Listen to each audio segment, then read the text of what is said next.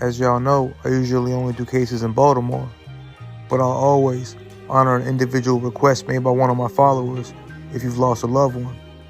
I got a request from a nice lady that lives all the way down in Pritchard, Alabama. What happened to her and her family is terrible and needs to be seen. Tragedy struck on Beck Avenue on Christmas Eve of all nights, 2021.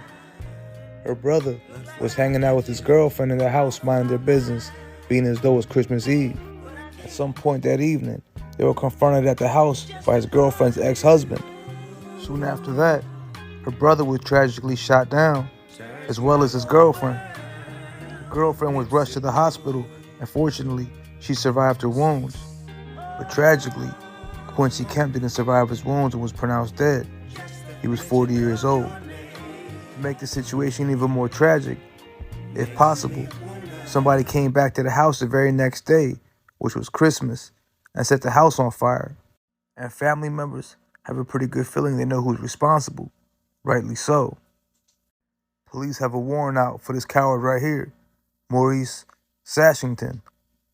He's wanted for the tragic shooting murder of Quincy Kemp, as well as critically injuring his ex-wife, Shonda Sashington.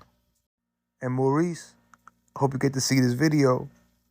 You can run for as long as you want, but just know, like Johnny Cash said, sooner or later, God's gonna cut you down.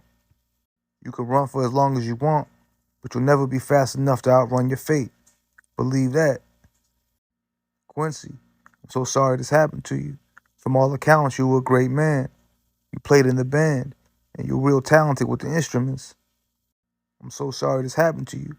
And at only 40 years old, Lord knows, you had a whole lifetime ahead of you. And even though the coward took your life, one thing he could never take is all the great memories that your family has of you.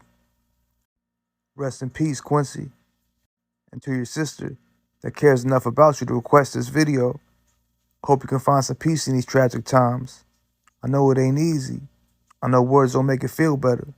But I pray one day you and your family can find some peace and smile about the good times after the tears dry. From Baltimore all the way to Pritchard, Alabama, just know we feel your pain. And I hope everybody who's watching this can say a prayer for your brother and wish Shonda a speedy recovery. Rest in peace, Quincy. For real. Like Tupac says, God bless the dead. As always, thanks for tuning in to Baltimore Murder.